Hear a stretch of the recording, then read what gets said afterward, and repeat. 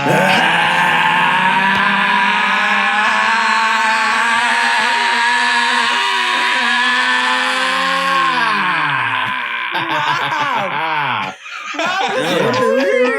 what is that? Motherfucker Rob. I'm so ready for this.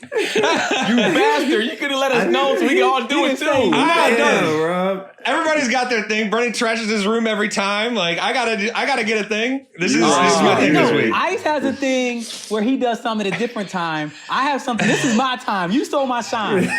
I'm sorry to do that. Even better, Rob. Good for you, Rob. Thank you. Well, it was only for the YouTubers. If you want to see how I stole Brennan's thunder, make sure you check us out on YouTube for the opening. Come for the opening. Yeah, we're not going to say what happened. We're not going to say what happened. We're not going to say what happened. You got to watch the YouTube to see what Rob did. That was great. I'm keeping it for the show. Rob was up to some shit because I saw his face. I saw Rob's face before he was like, like he gave you that. I got something for y'all ass face. I'm ready. I know. My what's it called? My Zoom was saying like Apple Music played music or something like that. I don't know why it said that. I don't know about that. Did yours anything pop up on you guys at all? No. Okay. Anyways, we are back. Thank you for walking. Whoa, shit. What do I normally say? I threw out the whole thing. You don't mess up until the end, bro. You usually this is Rob's fault. This is Rob's fault for messing up our flow. Rob. Yes, it is. Anyways, welcome to another episode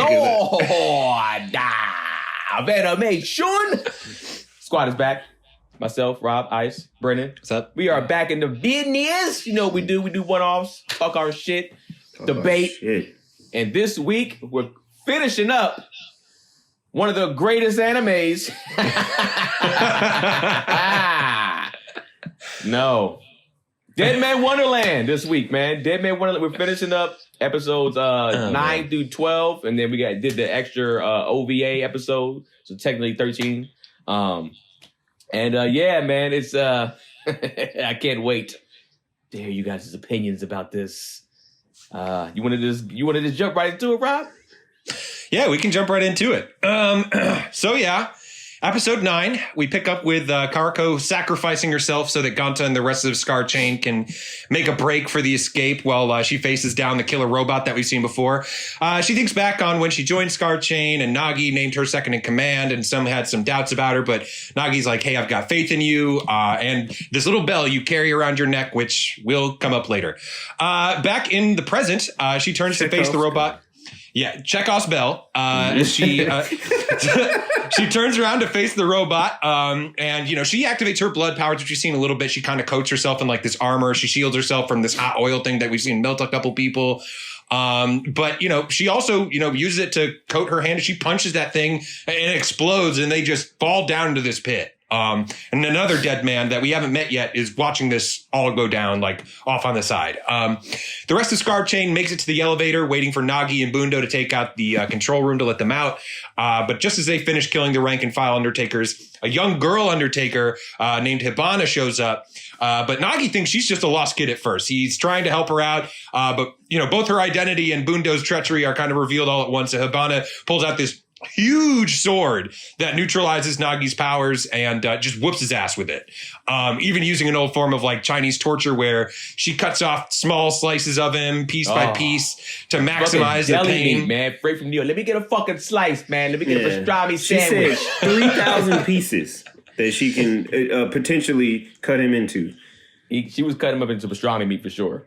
She was. There's big chunks. He tries to get in her head by calling her like a nasty little girl, and it sort of works. And we see kind of her past, that her mom that raised her some sort of like insane religious zealot, talking about like the 21st dimension or the 13th like play. It was weird. She like tried to torture the sins out of her or something like that until eventually Hibana just kills her mother herself, and then apparently most of her kindergarten class to cleanse them of their sins. So she's got some issues. This is another anime mother.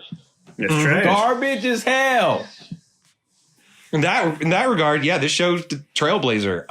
It does get her worked up. That does get her worked up, like Nagi planned. But she also then cuts off one of his arms in her rage, which is probably not part of his plan. But to his credit, he's not going down without a fight. He like picks his own arm off and throws it at her. No, he rips it off. Yeah. He rips it what was left. The last few like tendons that are connecting, rips it off and throws it at her with his one good arm, and then just walks up to Bundo and just slams his face into the computer dashboard or whatever, and then just gets the elevator working for his friends. He came through.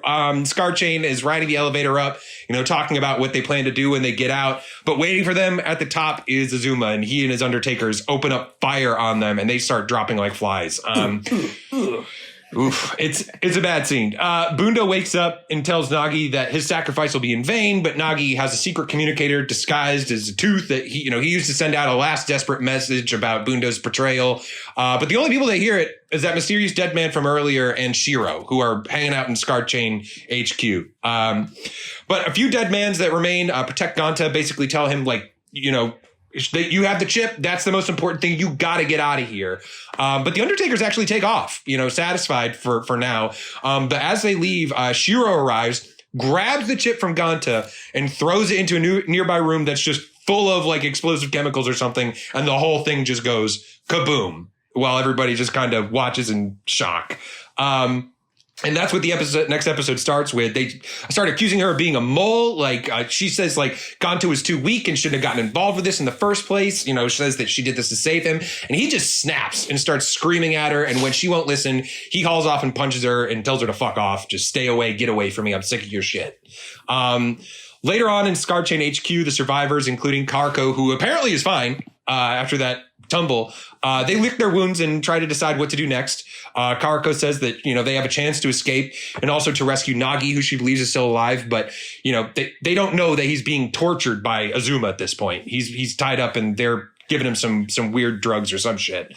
Elsewhere, Machina is working with her assistant, the warden. The warden, Machina, is working with her assistant to hack in Tamaki's computers. But Tamaki himself soon shows up with like a government official in tow, and they hear that, he's making some sort of deal. And, we have to imagine it must be in some sort of connection with the dead mans and whatever he's got going on. Probably selling them to be like super soldiers or some shit.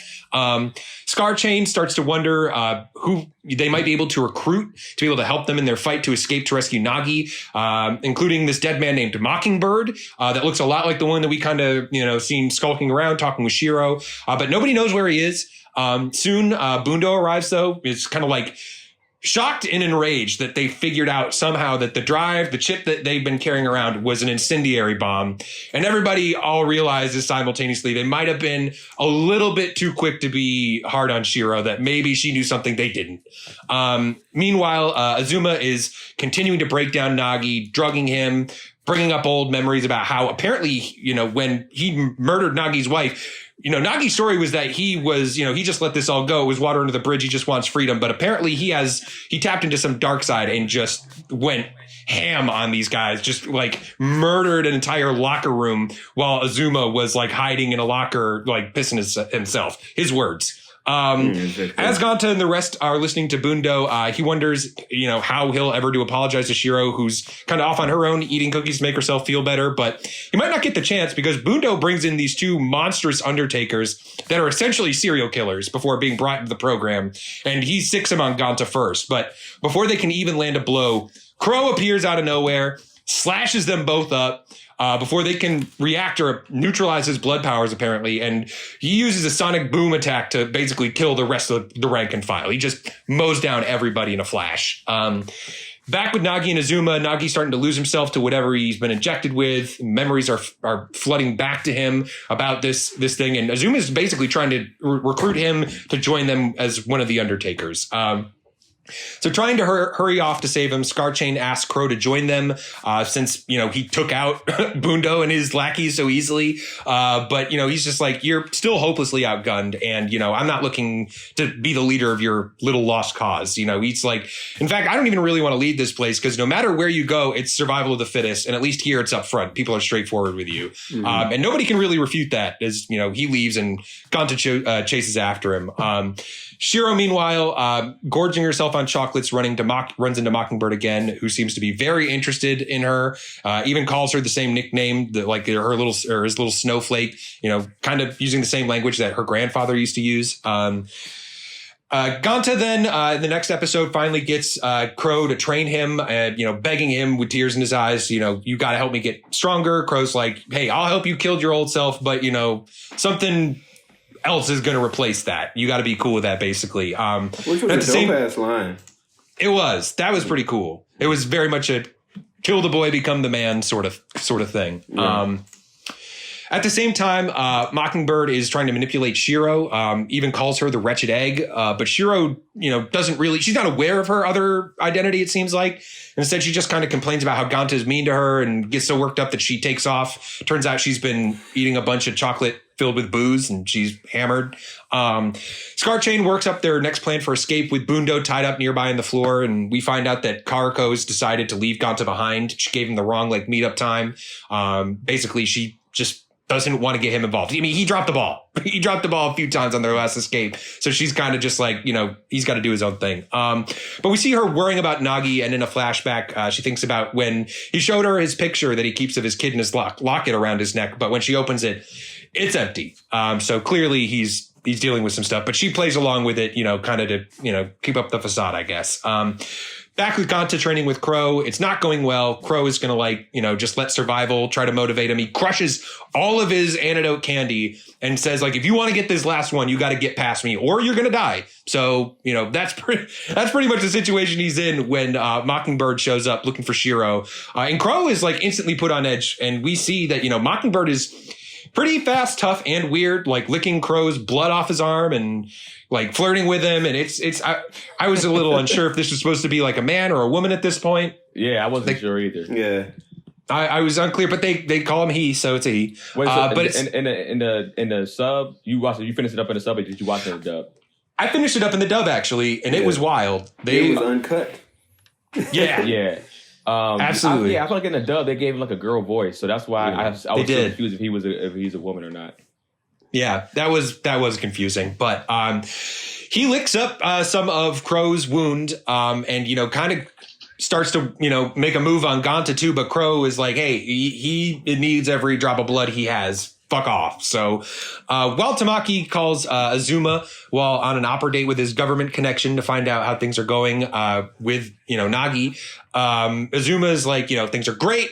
This is going awesome. Nagi is in the background just crushing people's heads with his bare hands, firmly under Azuma's control. Apparently this is something he wants him to do. And just outside the door, Karuka arrives disguised as an undertaker, but also a drunk Shiro falls out of a vent looking for Ganta, and things just kind of get out of control, and Karuka is discovered. And Ganta's in his training, mode, running out of blood and time. But on his last shot, he supercharges it, shoots it out super fast, and it's able to not only break through Crow's defenses, it also breaks the candy, and creates a huge amount of destruction. And this is the first thing that he's done that has impressed Crow. First thing that's really done any kind of damage. However, something like that, right? Mm-hmm. Yeah, because they talk about sonic attacks and faster than light attacks. So this is Ganta's, I guess. However, this is also the time when Azuma sends out this prison-wide message saying, I've got Shiro, I've got Karuka, and I'm going to let my men just have their way with them unless somebody wants to come and do something about this. But Karuka is just telling everybody, just go, leave me here. This is your chance to escape. Take it. But they all do that, but Ganta, he wants to go save them with his new technique, leaving the candy behind. He runs into a couple Undertaker guards before he gets there, but Minatsuki's there right behind him and uses her faster than light attack. And she says, basically, we're even for you helping me out with this whole hair thing, the punishment that Scar Chain helped her out with. But when Ganta offers, hey, you want to come with us? She's like, no, I'm going to stay here. Similar reasons to Crow, but she also has her brother to look after, so she says she's going to stay behind. With that, Ganta is able to make it to Undertaker HQ, blast through a wave of rank and file soldiers with his now, faster bloodshot technique. But as Shiro runs to join him, Hibana takes out Shiro's leg with her huge sword, just literally crushing her legs. That shit was sick. Mangled. And Ganta runs to her side, but Azuma reveals this is his ace in the hole. He wheels out the brainwashed Nagi, and not even Karuka can reach him with her words at this point. And he's come to realize his child isn't alive. You know, it was killed with his wife, and he just promises to make everybody feel his pain and launches into an attack that just explodes everywhere, taking out, you know, folks pretty much indiscriminately. And everybody is kind of starting to panic as he's just, you know, going crazy. Even Habana is like, you know, is this a good idea to be doing? But Azuma's having the time of his life watching this. He's loving it. Nagi walks up to Shiro, but before he can land a hit on her, Ganta gets between them and he takes the beating instead, trying to talk sense into Nagi. You know, I know what it's like to suffer, but, you know, you can't give into the darkness. But the only thing in the end that breaks through is Chekhov's bell, Karaka's bell around her neck. That little sound, it came back up, and it's apparently enough to remind him of the better things in life. And he comes back, but the victory is short lived because basically as soon as he regains control, Ganta collapses from the poison, from not eating any candy, and Azuma just stabs Karaka. It looks like right in her heart, like right through her chest. Basically, he then reveals that he apparently missed vital organs, but it looked bad at first. Pushing through the pain, Ganta's able to get another bloodshot off at Azuma, but this one does appear to hit him, but it's not enough to do any damage, and it seems like it's going to be curtains for these guys. But, you know, at this point, you know, Karaka is able to stop the bleeding with her power, but Nagi kind of stands up to him at this point, and Azuma, not having, you know, any need for him at this point, just takes his guitar gun and blasts a literal hole in this dude about the size of a basketball and just goes nuts, even on his own men. Again, just shooting indiscriminately, even shooting Hibana. He shoots the little girl in the arm who just... She's like, wait, the fuck, hold on. Chill, fam. What is going on? So she takes off. And in a flashback, we see Azuma's past, how he was like a monk that was bullied by others, but when the red hole opened up, this was his opportunity to get revenge, and he killed all the bullies. You know, when they needed help, you know, when they're weak and they needed help, he kills them instead, deciding that death is really the only true path towards peace and apparently rock and roll somehow. But elsewhere, as Habana is running, she comes across Mockingbird, who seems to be able, like her Mockingbird, you know, her code name is very apt because apparently by looking up Crow's blood, she was able to copy his like sonic attack, and she carves that little girl up. That's the end of her. So she just basically in an instant, just totally done. She doesn't even have a chance to take her Undertaker weapon out. Meanwhile, Azuma is in full-on villain monologuing mode, which allows Shiro to heal her legs with whatever crazy power she has, and her personality switches to wretched egg mode. Ganta doesn't realize this, what's happening, and basically steps in front of her to protect her, and he gets covered in some crazy red tattoos that start covering his body, and, you know, coming from the chest, the crystal in his chest. And Shiro is standing beside him, has like the same matching tattoos, and with that, he's able to fire off a third like technique, this huge, even bigger bloodshot attack that, you know, glows red, and Nagi, you know, basically somehow still alive, manages to hold Azuma in place, so they just take the full blow of it, and it's strong enough to not only kill them, but, you know, leave a huge hole in the prison itself. And with the last bits of strength, Nagi, again, somehow still alive, is thanking Karaka and Ganta for saving him. And he gives Ganta the last of his candy to save his life before he dies. And Shiro wakes up and seems to be normal again and asks Ganta if he's leaving. But he says, you know, I'm staying now. I don't really think there's anything for me on the outside, you know, but luckily their sacrifice wasn't for nothing. The other members of Scar Chain that left them for dead, they're able to escape and survive. They made it out. So there's that silver lining, I guess. Later, Tamaki and Makina jab at each other, you know, over the secrets they're hiding from one another. But Tamaki doesn't even really seem fazed by the whole dead man escape. You know, even when Makina says she plans to, like, hey, I got Ganta and I got you back, and I know they've been missing, and I'm going to get that information out of him. I'm going to torture him if I have to. He's fine with that. He doesn't seem bothered at all. And at the same time, Mockingbird is realizing how powerful Ganta is. Well, it's kind of unclear if it's Ganta or Shiro, but, you know, basically makes plan to probably lick up both of their blood. Finally, Ganta and Shiro sit on the roof of the prison looking at the Ferris wheel while Shiro sings her lullaby song. And Ganta recognizes it as the same song he heard when the Wretched Egg attacked his class, but decides not to think too hard about it. And that's where the main story of this ends. We did watch the prequel episode, the OVA 1. This was a prequel that took place about 8 years before the main plot of the show. And it's about Crow when, he was still known as Senji.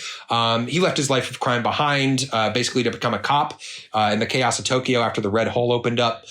He still does have his blood power at this point and his aggressive attitude. And he and his partner are chasing down this armed thief. He still is the same guy. His partner has to stop him from killing this thief, being like, you're a cop. You can't just kill everybody. So back at the police station, we see he doesn't really get along with the other cops. He's getting into a scrap with a few of them who, try to use his criminal past against him. And he leaves to go get some air. Sees a couple of gang members chasing down a kid. So, he slices them up, and brings the kid, back to the orphanage. He's got a girl that he kind of, seems to be interested there. It seems like a nice, sweet place for somebody to come about and murder everybody. So on his way home, he does meet a guy, named Keigo, from this group called Goreless Peace. He stops Crow and basically tells him, I want you to help join us so we can quote unquote retune the world. But Crow tells him to fuck off. Spiders from Hunter x Hunter. Yeah. It kind of gave me some like Spider-Man, like even logo like vibes. Yeah. But Keigo has blood powers of his own. It becomes clear. It is very fast because when Crow tries to fight him, he just basically plays around with him and tells him, consider my offer. But Crow just walks off. Later, Keigo talks to his boss about Crow, assures him like, hey, I'm going to get this guy on our team. Don't worry about it. The next day, Crow is on his beat when he notices smoke coming from the orphanage, and he runs off and sees the bodies strewn about, this lady friend mangled up, everybody's on fire, it's burning, and there's a man wearing like a demonic samurai mask, like watching this all go on, as he's just like screaming over their bodies.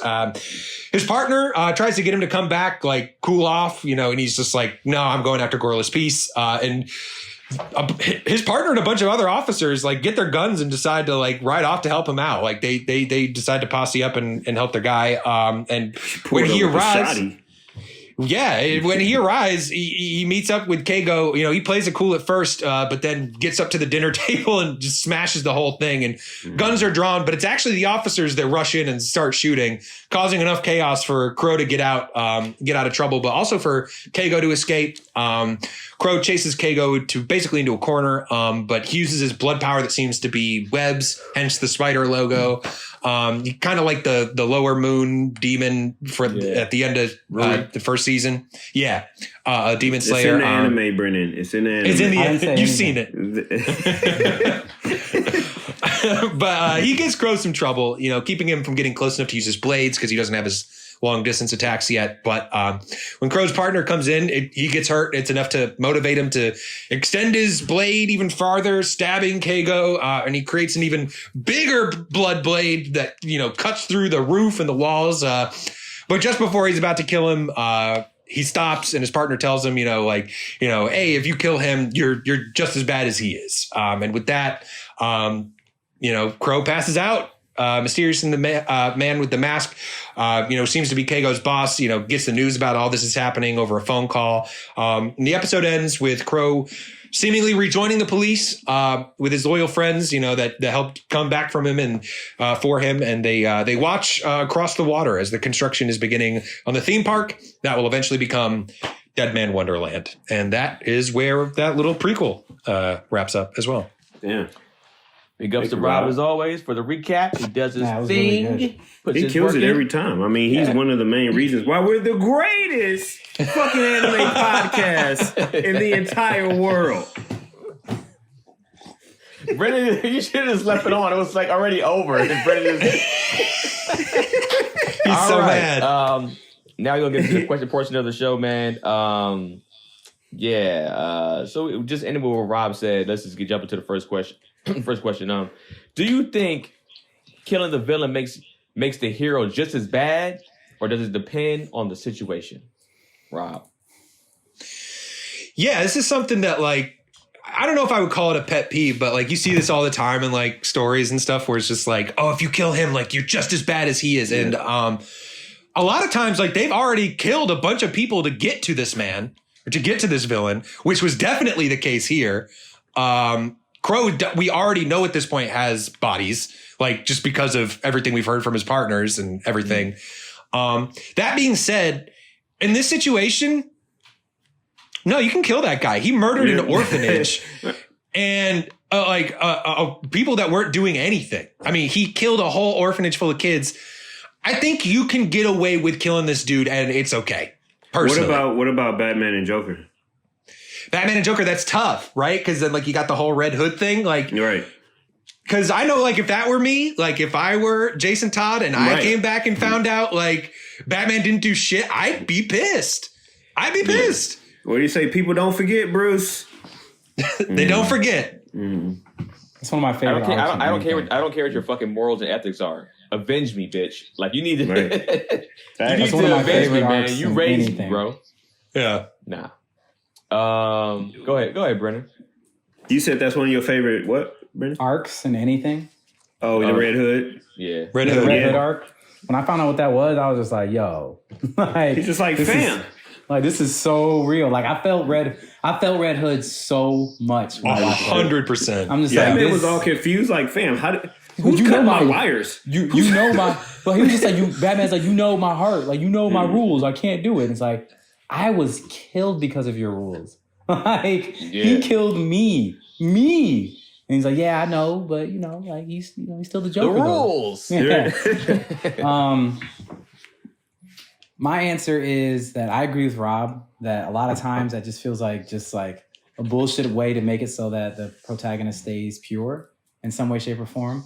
I think that like sometimes motherfuckers gotta die, man. Like it's just like when somebody's just like their whole purpose in life is just to kill and make other people suffer, then they shouldn't be around. Like you could put them under the prison or whatever. Like I'm not, and this becomes an argument about capital punishment, but that's not what I'm talking about. I'm talking about a fucking vigilante hero who's going around and dishing out justice. And should this person who's working against people that kill the people who are doing it? I'm gonna say yes, Deadpool that motherfucker to death. That's what I was gonna make a reference to Deadpool. Yeah, I mean, I agree. I think I don't even understand how this is even really, like you said, keeping the protagonist pure. I feel like you're pure when you do it. I feel like that's you do it. You kill that motherfucker. Hey man, you can't just be out here killing willy nilly. I know that's a funny phrase to say. Very funny. Nah, you gotta. I think the revenge has to come. I think that's karma. I call that karma. And you just might not have to die too quickly though. I think you should be kind of fucked up real bad and then tortured and killed. If you killed a fucking blew up an orphanage, bro, like nah, I'm not. You're not getting a fast death. You're dying slow. Ice. Yeah, I think to the Batman point too, it's like you're not killing nobody, but you broke somebody's legs in order to get the information. Like, how many times you've seen Batman drop somebody from like a 5-story building and then just fuck their legs up where they can't walk? It's like you doing all these like very close to like I'm not touching you type of kills, but it's like, bro, you incapacitated this person for the rest of their lives. Like you might as well kill them. I would kill him. I think just from a writing perspective, only thing that makes sense to me is like if I'm a younger kid and this is the hero, it's like what separates this hero, the antagonist from the protagonist? Oh, this one kills, another one doesn't. Like that's the only thing for me that would make some type of sense. But even then, it's like if I'm like to Rob's point, you've seen all the carnage that they've made prior to. I think The Boys talks about this. Is like. When people be having these mega fights in downtown and all these buildings be getting blown up, you mean to tell me nobody died? Nobody died from this mega fight that you just had. Like, come on. Yeah. So, yeah, I'm definitely, you got to go. You got to go. Ain't no damn Arkham for you, fam. Next question. What is the most vengeful thing you've ever seen anyone do in real life? Renner. So I wrote this question and I was like, what is the most vengeful thing I've ever seen somebody do in real life? And for me, and the thing is, my story isn't that good. I really wrote this question for Ice because we just know how ridiculous all his stories are. I've just seen somebody do some really petty shit. Like I've seen women go sleep with the dude's best friend. Like that's happened. I've seen that twice. And it's just like, it kills me in a lot of different ways when that happens, because it's like, first of all, your best friend, like, he should be like, nah. But, you know, sometimes men were weak when it's just like a very attractive woman is just like, but I just want this now. And you're like, but, you know, like Eddie Murphy said it best. It's like, you know, like, what did he say? He's just like, women have this opportunity at all times. Like, for us, it's a new thing. It's just like, wait, what? You want to fuck? Yeah. Like, just, I don't have to do anything? You know, kind of thing. And so, like, it's, whew. Yeah, that was pretty crazy to me. Just like, you got mad and you went fuck his best friend. Like, you just threw a grenade in all types of anything in this person's life and relationship forever. Like, their whole circle of everyone close to them is now fucked forever because of what you just did. And so that's my story. Like, it's not like a good story, but it's just like, wow. Like, that is extremely vengeful and hurtful thing to do to somebody. I mean, I had the same thing, to be honest with you, Brennan. So I'm just going to just add a quick tidbit to what you said. And I think for me, some dudes say they do it because it's like, man, I had to tell you, man, your girl ain't shit. I had to show you, bro. Come on. I didn't do it for me. I did it for you, man. That's what I did it for, to let you know. Somebody had that argument? Yeah, your girl ain't shit out here, man. She's out here sucking my dick. It felt amazing, like, but hey. And it's like, yo, did she kiss me after that? Like, right. Damn. What was the time frame? Yeah. So I mean, I would Brent on that. Rob? I don't really have like a story of like true vengeance or anything like that, but I have a story of my dad being super fucking petty, and he'll know. I'm sorry, I love Rob's dad. So we went to a wedding. I believe it was a family member. I forget who, but like they gave out, you know, party favors, like, you know, gifts, you know, for everybody that attended, and one of them was this like. It's like a little keychain thing. And like, I've seen these in other places, and I hope they've like changed the technology to make it better, because this was like a little keychain that like, if you whistled, it was supposed to like beep. So you could like, you were supposed to never be able to lose your keys with this thing. You put it on your keychain. If you whistled, it was supposed to go off, but that thing went off like for any slight noise at all. And so it was just this like high pitch, like beep, beep, beep, beep, beep, beep, beep, beep, beep, beep. And I remember that super well because nobody ended up in our house putting it on their keys. We would hide it in each other's rooms and like in places where it was really hard to find. And I remember I left it, I think under my dad, like in my dad's pillowcase, and it took him a while to find. And I was just in my room one time, like, you know, doing my thing, minding my own business, and it started going off and I couldn't find it. I had the shelving unit with like the shelves were like these like cardboard tubes or something like that. He had taken the shelving unit apart and shoved the beeper thing down into the tube. And it was so big that it got stuck in there. It was big enough. It was small enough to get in, but so big that you couldn't get it back out. And it was stuck in there until the battery died. Wow. Which was one of those like circle watch batteries. So, you know, that thing lasted. Yeah. It was years of anything going on in my room. Beep, beep, beep, beep, beep, beep, beep, beep, beep, beep. Your dad just like years. Did you know at the time that it was in there, or you couldn't find it, or how did you figure out it was in there? Because I was just, you know, I got home from school or something, probably threw like my backpack down on the ground, and it went off, and I was like, oh my God, where is it? And it took me a while to find it, I remember. And then I found it and I was like, ha ha ha, let me get it out. And I could not get it out. And I told my dad, I was like, did you do that? He's like, yeah.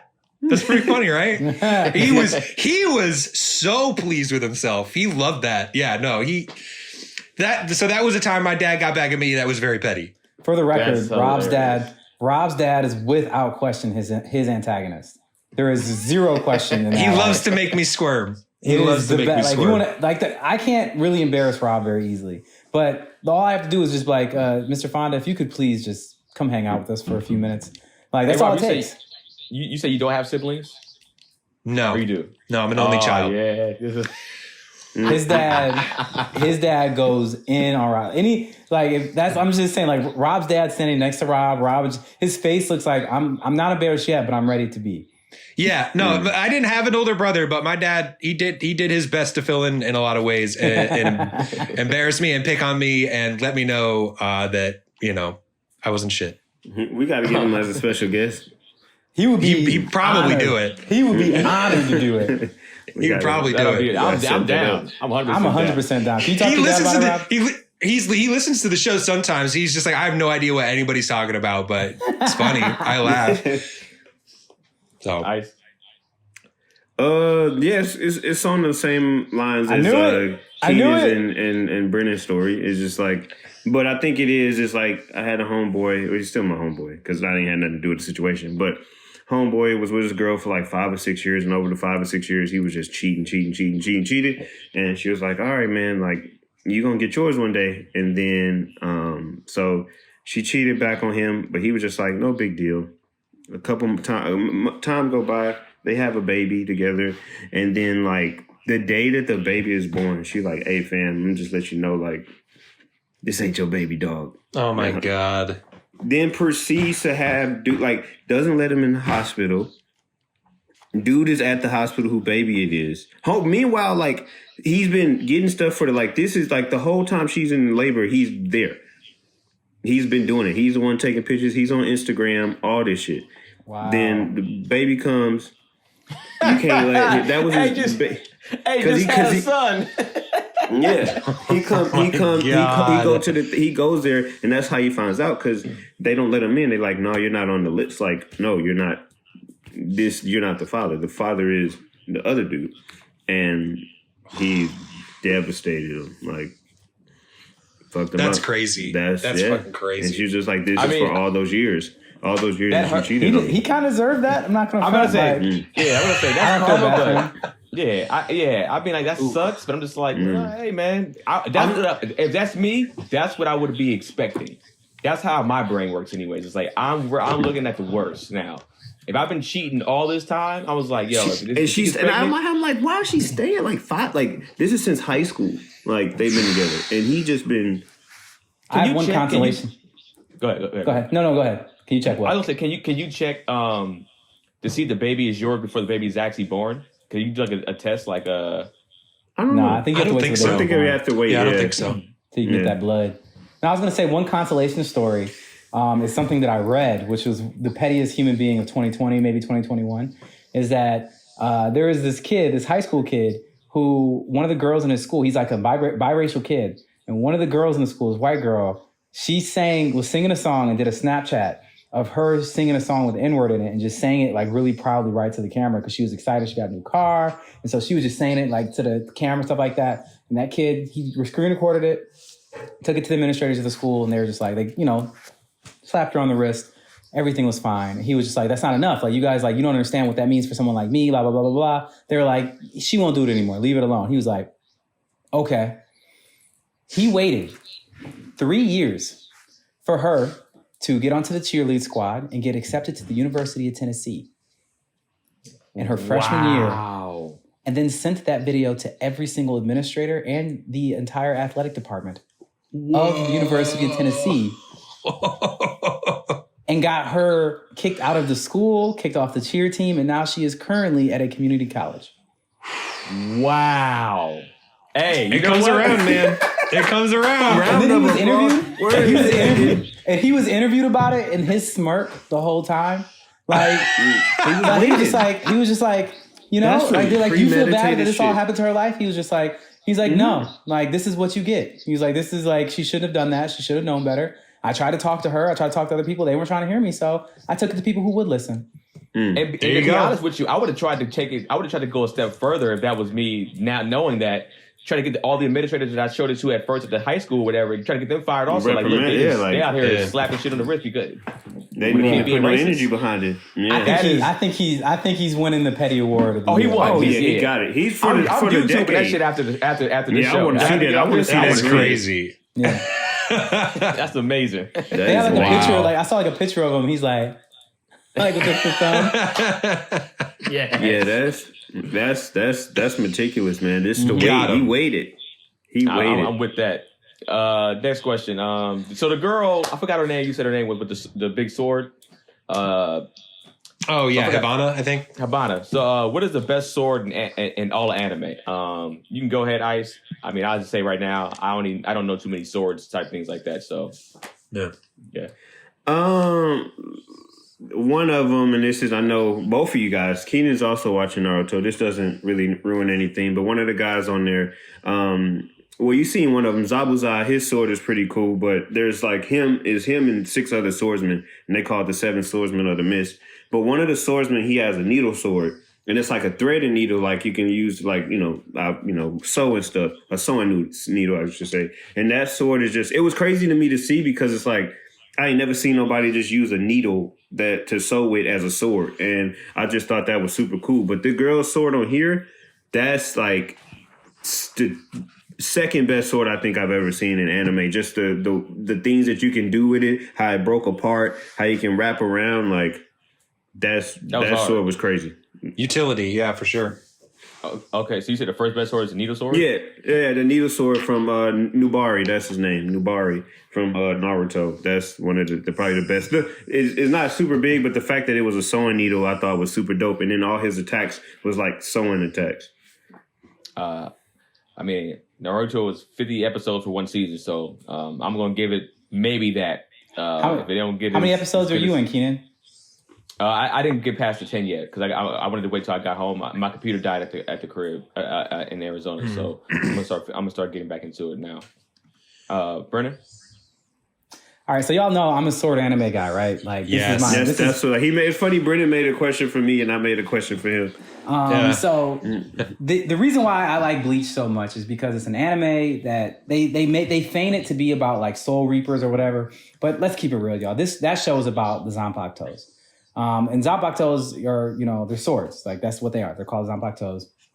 And these swords actually all have their own spirits, their own abilities, and their own personality, their own presence, their own spiritual energy, all these kind of things. There's a bunch of dope swords, like the main character's guy's name is Zangetsu. He's a monster or everything like that. But there's one sword in particular in this show that is the antagonist's sword that might be one of the most powerful weapons I've ever seen in anything. The name of the sword is called Kyoto Sugetsu. And the name of the character I'm talking about, his name is Aizen. And his Shikai ability, each sword has a Shikai and a Bankai ability. It's like, low power level, high power level. But his Shikai ability is something called complete hypnosis, which is ridiculous. It literally takes over every sense of somebody else's body in complete hypnosis. Like, he can make you literally believe or see whatever he chooses to make you believe or see. Does the sword have to strike you in order for him to do that? All you have to do is see the sword. Wow. Look at it. All you do is fucking look at it. If you look at his sword, the fight is over. Like, as soon as you look at it, he pulls it out. He's like, well, we're about to fight. He just does it. As soon as you see even a little bit of like the fight's over. It's over. You have to see the blade though. Yeah, you have to see the blade. So when he has a sheath, it's like, this doesn't have any effect. But as soon as he unsheaths it, if your eyes ever get near that sword, then you're in complete hypnosis. It's over. The only advantage is if you're blind. Funny thing you say that. Well, actually, I shouldn't give anything away. But all I'll say is that the show is dope. That particular sword for me, I was just like, as soon as you asked that question, I was like, well, obviously somebody in Bleach because the whole show is about swords. But I was like, who has the dopest sword in Bleach? And there's a lot of dope swords, but I'm like, Aizen, it's so dope that there's like, it's not. Because it's boring. It's just like, now you're complete. It's like there's a whole portion of the show that's just like that happens within his sword that didn't even happen because he's just like, I created this whole world because fuck you. Like, that sounds like Genjutsu. It's some fucked up shit. So yes, Aizen's sword is insanely powerful and probably the best sword I've seen in anything. How many episodes is Bleach? I watched 384. I think that's how many. So I think episodes are on. Was it 300 episodes? Was it 300 or 600? I don't remember. That's a big difference. Years ago. I watched it years ago. I watched it when I was in college. I don't remember, to be honest. I have no idea. Long. All right. Apparently. Rob? Kind of like you, Keenan. I don't know if I've seen a lot of like 366. anime. 366. I'm sorry. That's it. But I'll just give, I don't have like a deep knowledge of anime swords, but I will just kind of, two that kind of came to my mind just as far as like, all right, well, if you're going to talk like a good sword, honestly, the sword hero has a pretty decent sword. It can change into any sword. Like, you just got to like look at it and it can be any sword. Plus it's got like meteor magic attack and stuff like that. I'm like, as far as like a use for like a weapon, like that's a pretty good sword, pretty useful weapon. Just as like a cool, like, totally different like spin to that answer. And this actually kind of goes against what you might consider as like a cool or a powerful sword, but I thought it was really cool for what it was for the character is the Rurouni Kenshin, which I haven't seen in a long time. The main guy, the Batosai, like the fact that he's like sworn this oath to like not kill again, and he has the reverse blade where it's like where it would be sharp, it's blunted, and he still just like whoops ass with that thing. Yeah. I always thought that was really cool and a really interesting like character choice. That's dope. Yeah. I'm gonna go with Blades of the Immortal. Damn it, that's Oh my right. God. Oh my god. All right. Next question. From all the anime that we've seen on the podcast only, is Ganta the most worthless protagonist that we've seen on a podcast? Yes. For me, at least from what I can remember, Shinji has put in his work. He did his job. I feel like Ganta, he might be the biggest bitch that we've seen thus far, man. And I'll get into it on my recap, on my exit or whatever. But I think he is the most worthless. I think he's low-key trash. He's high-key trash. Every time he's saying, I can't do it. I tried. I'm too weak. He barely shows up for the moment. Fucking Crow had to show up for the moment for him. The other girl had to show up for the moments. Everybody has showed up for the moments for this guy. He might have one technically big moment in this whole show. And that's fucking terrible. Rob? I mean, you have a good point. Because, like, yeah, Shinji definitely, like, complained and whined a lot. But he, like, when push came to shove, he was usually out there doing it. Like, he was usually, he actually got into he showed up. We had similar issues with the protagonist of Tokyo Ghoul, but even he, like, throughout the first season, Kaneki, yeah. So, like, he even had that big moment at the end, kind of like Ganta did. But, like, even throughout that first season, he had other moments where he lost control and was able to, like, hang with the big hitters for a bit. So, as far as, like, somebody that has the least utility, yeah, I can't think of anybody that has done less as a main character and relied so much on the supporting cast to do the hard work. I can't think of another one. Ice? No, I don't think I can think of, because I think it's different. I think biggest bitch and who's done the least, I think those are two different people. I think Shinji. Well, I just called him a bitch in mine. I said yeah, worthless. I know. You said the worthless. That's why I said I'm glad you worded it like that, because I think they're two different people. I think Shinji is the biggest bitch, but I think worthless. Nobody is the most. He gives him a run for his money. He gives him a run for his money from a bitch perspective, but we can talk about that later. But straight uselessness, I don't think. Yeah, I don't think nobody is more useless, because everybody.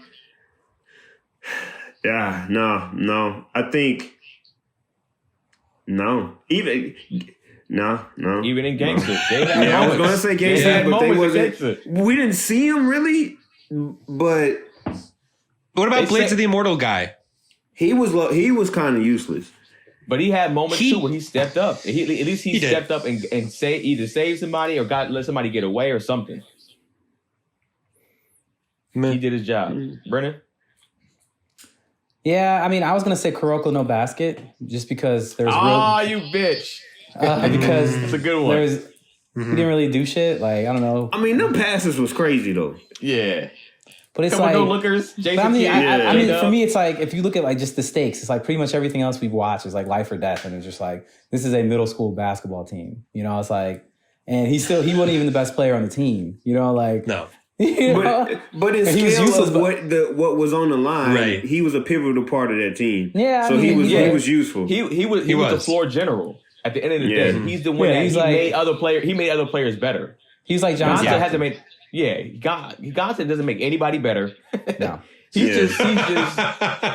He's ass all around. Like he's I agree. He's pretty bad. I was just trying to think, like, what are the worst characters? Because I was like Blades of the Immortal, like Kuroko no Basket, Gangsta. All of them had moments like this guy. Who was because correct me if I'm wrong, Mizuki wasn't the main character in Iron Blooded Orphans. It was somebody else. What was the other dude name? Oh, yeah. I mean, Mizuki pretty much was, but you mean like the captain guy? But it wasn't. I thought it was. And I know the captain with the purple hair, but I thought it was one more person. But I guess never mind. No, it was just those two. It was between the two of them. And then there was that blonde girl, and she kind of did her thing, but she wasn't like a fighter. She had Just like the political record, power. Everybody in that show got after it. There was nobody in that show that didn't pull up and help. And I was saying that they got that was a work. big thing. Yeah. So yeah, that's my answer. Yeah. All right. To keep this theme going, oh shit, I'm having a day right now. I'm sorry. In any anime that we've watched, it's the way he worded it, man. It's the way Brennan worded it. In any anime we've watched, has there ever had? You worded this terrible, bro. Oh my god! What the fuck? You got to put it on wording the is screen. hard all of a sudden. In any anime we've watched, have we ever had a character who seemed to be so important to a story to turn out to be as useless as the prison warden? Brennan. That's actually not a poorly worded question. You just couldn't read it. But the thing, no, I mean, so for me, I'm just saying, like, think about in the beginning of the show how the prison warden was set up to like run this shit, like handle business, had one of the best one-liners in anime history, and then did nothing. Literally was just in the background of the whole show and like had no purpose whatsoever except for to remind us of the useless prison that was there that had almost no purpose outside to say, here's what I guess what we feigned to be a regular prison. That's it. The warden was completely useless as a character. Ice has got his answer. Go ahead, Ice. I mean, sorry, Keenan, please. Yeah, go ahead, Ice. Yeah, go ahead. Fucking Park Mujin. Yeah, he was pretty useless. As they put the whole story around this man, made a big old palm on the island for that man to sit back on the rock and watch the final battle happen. He has her beat. He has her beat. Park Mujin for sure. Trash. Yeah, he was built up a lot more than she was. Exactly. So it does make it bigger, I guess. In that, that's hard to argue. Rob. Yeah, I mean, I agree with Ice that Park Mujin, like as far as like a setup payoff thing, is way worse. But I feel like consistently whenever she showed up on screen, I'm like, this isn't important. I don't have to pay attention to this. I almost completely left her out of the recap because her story completely lifts right out. Like you don't even really need to have this set in a prison.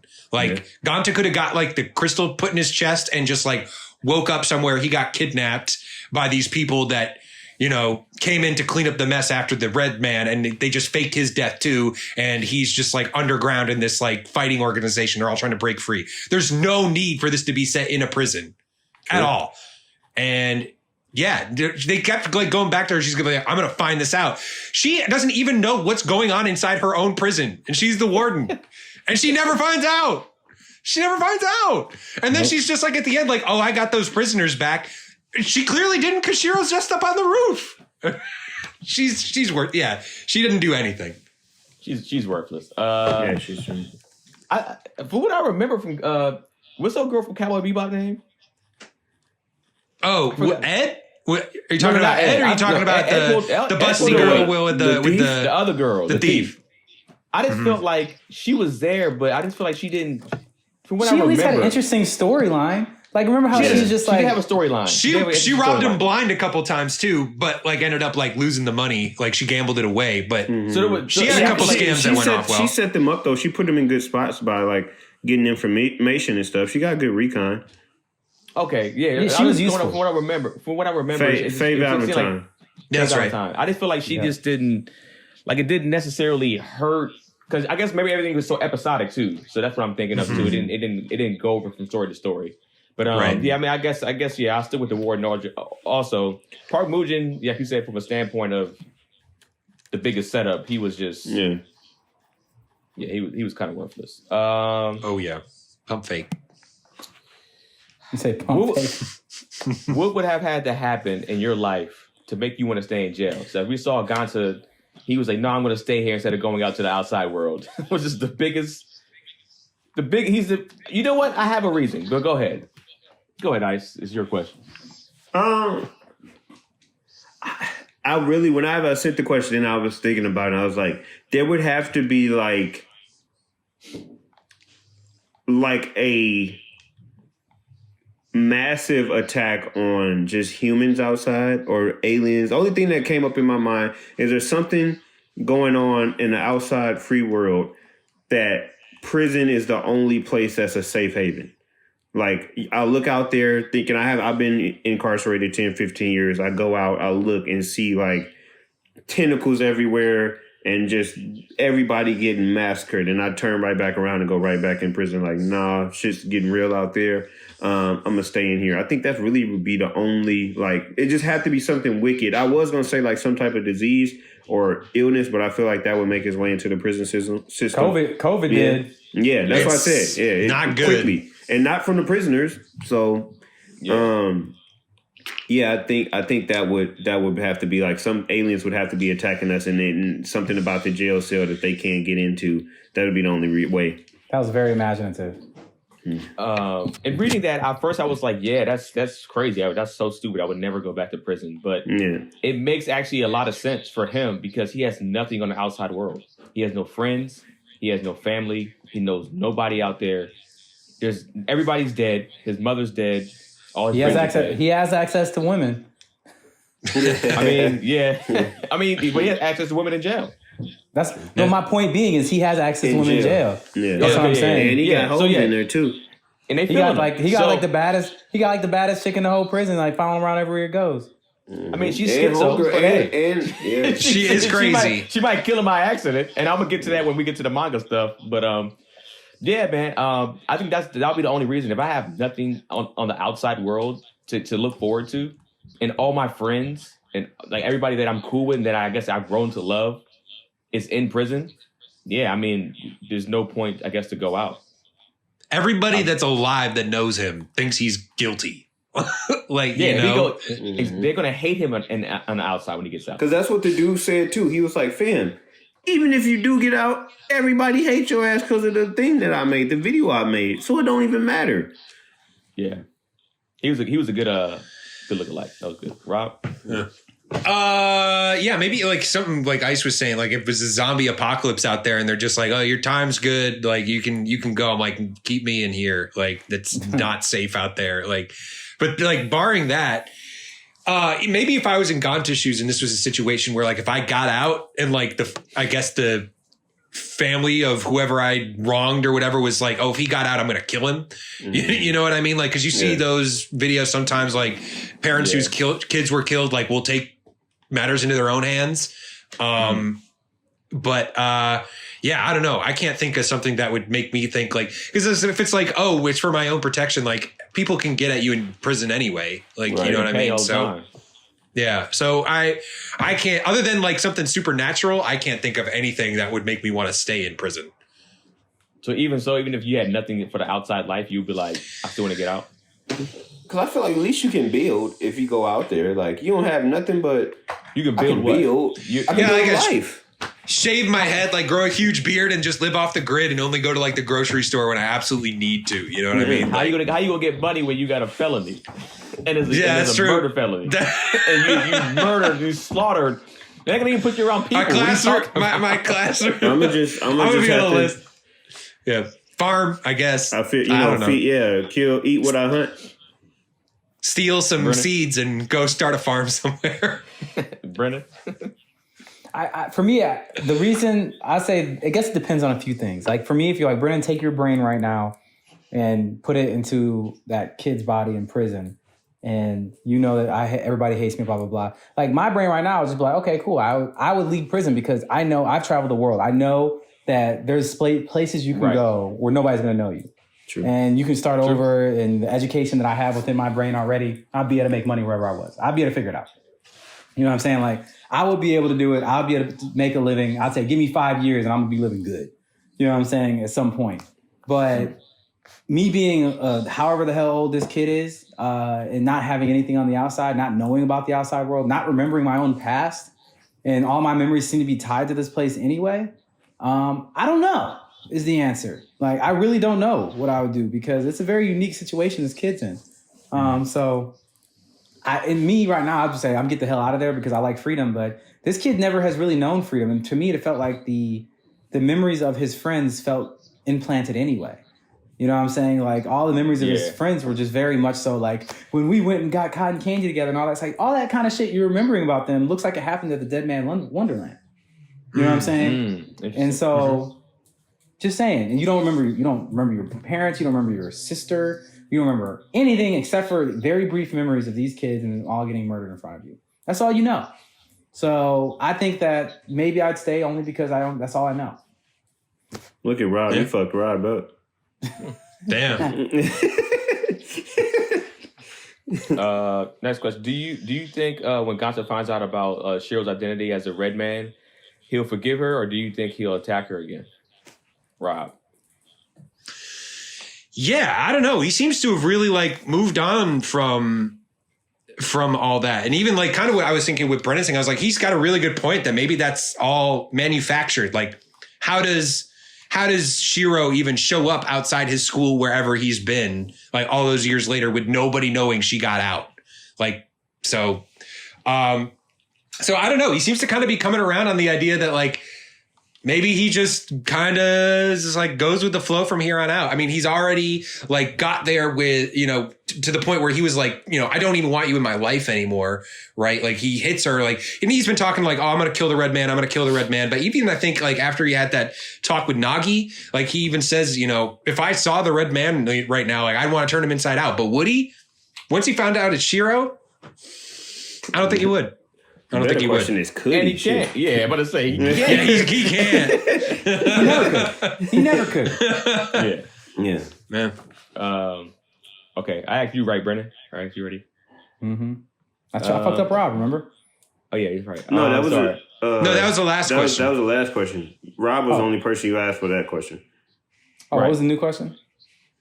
Oh, do you think Ganta is going to attack, when Ganta finds out about, if he ever does find out about her being the wretched egg, the red man or whatever, do you think he's going to basically lose his shit and attack her again? Because like he's been talking all this shit. Like if I get my hands on the red man, if I see him again, I'm going to kill him. No, Ganta's going to do what Ganta always does. He's going to turn, he's going to go into the fetal position. He's going to cry and he's going to blame himself. That's what I won't answer because I have some manga spoilers, but go ahead, Rice. No, I don't think he's going to do anything. He's just going to say, how could you? And then once he realizes some form of fashion, he's going to realize that she didn't have control of herself when she was the wretched egg. And then that's how he's going to compartmentalize that and rationalize it to himself and not do anything about it. Okay. Next question. Would you have rather seen Deadman Wonderland like more in the open world instead of all just in jail? Because for me, I think this anime had the potential to be pretty dope if these guys had this blood power, but they were able to roam Earth and either become good guys, bad guys, have different things, and then the Undertaker's got to kind of hunt them down, and that's kind of the world it was built instead of this. It's just all stuff kind of in jail. Me personally, I think it would have been better if it was more kind of like, I guess, an open world type, not Deadman Wonderland, but I guess, yeah, that type of anime. It was just more open. Wonder World. Yeah, Deadman Wonder World. Brennan? I guess it could have been better. I mean, giving access to the world gives access to more possible storylines and more things that can happen. Because I mean, the thing is, if you think about it, like if you put it in kind of like the boys kind of context, where it's just like, yeah, what will happen if Superman and Wonder Woman and Aquaman were in our real world? It's like, well, capitalism would win. That's what would happen because it always does. Yeah. So it's like, how would that work with the blood sports? How would that? I mean, and this show does seem like it's featured on based on capitalism, and that's the reason why they do it, because they have these high betting people looking at these crazy fights they can't see anywhere else. But imagine if that was in an open market, and like how big this sport would have gotten. It was like you could have, like add this element to Megalobox, and you could have one of the greatest anime ever. Mm-hmm. So Tower of Gods. Remember, they were kind of doing this kind of stuff like in Tower of Gods, right? Yeah, kind of. Not Tower of God. What was not Tower of God? What was the anime that we watched that we did in high school? No. That me and Brennan we reviewed. And it was on that app or whatever like that. It was like he got pulled into like an app and. You mean got pulled into an app? Like Rise of the Shield Hero? No. And fuck, there was like a plant dude in there. There's a dude that kind of like had explosions and bombs. Fuck, what was that show? Was that Tower? That wasn't Tower of God. Y'all just reviewed it? Me and him reviewed it solo. Oh, we did? Oh. I'll look it up. Go ahead, I'll find it. Go ahead back. Go ahead, Ice. No, I don't think so. I think how you put it, Keenan, I think that's probably the best option, but I think they had everything right there to make it great. They had everything. They had outside of a protagonist. They had a decent storyline of putting somebody there that got wrongfully accused that's trying to break themselves out. The space that they in, the jail, that was enough. The Undertakers, I feel like they had all of the set pieces necessary to be great. I think it's just the execution of it wasn't, that it wasn't necessary. But I don't think putting it into a bigger world would make it necessarily better. I felt like they could have made a very, very dope anime within the space that they had it. Darwin's Game. Yeah. Darwin's Game.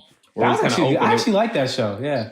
Yeah, I remember now. You're right. Okay, that all makes sense. The way you described it was horrible, but now that you said it was horrible. I couldn't put it together, bro. I could not understand what you were talking about, but now you must have really put it together horrible because Brennan didn't even have a clue. Usually you can say like two people like Man with Fire, and then Brennan to get it like, oh, you mean this anime? Dude, and he got sucked into. There is a plant guy in there. There is a plant guy. Remember the rose in the elevator?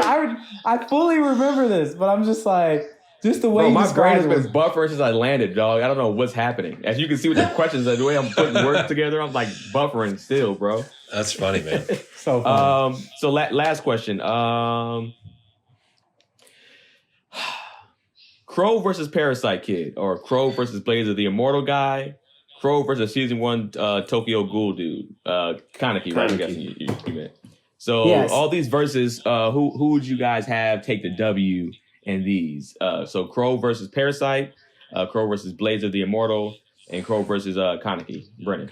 I want to say it's a shame before you talk. It's a shame that we mentioning somebody that's not the protagonist, because everybody else is the protagonist here, and we just saying the protagonist in this show was fucking garbage, and I'm sure we're gonna that's just the point. Yeah. So give me the first one. So this is my question, obviously, and the reason I did this, I was just trying to like come up with like different characters that could match up against this kind of power, because I was just bored with the show, so I wrote this out while I was watching it. But so give me one at a time, Keenan. Give me one. I'll just give Parasite. Parasite. Yeah, Parasite. Crow versus Blazer the Immortal. Crow. Crow versus Kaneki from Tokyo Ghoul. Crow. Ooh. I guess season 1, maybe season 1. I said season. I literally wrote season 1 Kaneki. Yeah. He was season 1. He was season 1 Kaneki. So yeah, I mean, I might give him the edge on that one too. Since I know Ice made a face, he's gonna probably reverse this. He's like, y'all don't know Tokyo Ghoul like I do. So I think season 1 is good enough. I think he showed enough in season 1 to be able to handle Crow. Crow's he's not even the toughest person in the Deadman's Wonderland. He's up there. But neither is Kaneki. What? Kaneki's not the toughest person in that show either. But I'm just saying, Kaneki, his skill set and what he showed in that first season, he'll get him. I don't even think his skill set didn't show up until the end. But it was still in season 1 nonetheless. And it showed up too when he beat up that dude with the glasses. Like when he tried that shit, he fucked that dude up. But I don't know if Crow. I don't know if Crow lets him get to that. I don't think Crow tried to takes him out early. That's I don't think Crow. I don't think Crow fucks around with him. To be honest. And on top of that, Kaneki is a ghoul. Like it's gonna take. You can't. He gonna laugh that cut off. He gonna be like, but by that argument, like Blazer the Immortal wins this whole thing. True. I think Blazer the Immortal over time. I mean, it's a way that hands. He has no hands. It's a way that he can die though, right? Cut his head off. Crow got him. I thought it was, doesn't it have to be like a special blade or something? Or is it just his head? No, wasn't that other guy get his head cut off and die? The other immortal guy? Yeah, you're right, because he was immortal too. But I thought he had something on his blade when he did it. Maybe I thought like... Yeah. There was like a special thing. He wasn't recovering, remember? Yeah, it was like it killed the bloodworms or something like that. Yeah. There's a special poison, I think. I think he probably just buried his head or something. Crow would cut his head off and then just bury it. Cut their head and bury it. Or give him that what is that movie where like the woman gets trapped in like a coffin and like she can't die? And She just keeps drowning just, and like, drowning and drowning. Yeah, drowning and drowning again. I was like, oh my God. What was that? That was the that movie with Thor. The Thor guy. Wasn't it? No. No. That was damn. That was Will Smith movie, wasn't it? When he was a Gemini man? No. No. It wasn't No, Gemini it was Man. it was the one with Come on, bald-headed powers. No, it was the one with the girl. She was in the Will Smith I can't think of her name, but she was in a Will Smith movie when he was a superhero. What was her name? Hancock? Charlize Theron. Oh. It was that movie when they were like military people and they couldn't die or whatever like that. They had that some movie. whatever. I enjoyed that. It was crazy. I liked it. Yeah, it was a good movie. They put her like in something and she kept dying and dying. So you have Blaze of the Immortal over Crow, Ice? No, I got Crow winning that too. You got Crow winning, and then the last one. We're like, this the Immortal guys, but his hands are so bad. It's just like, you're so bad, bro. Crow versus Parasite. Was it Shinichi, whatever his name is? Yeah, Shinichi.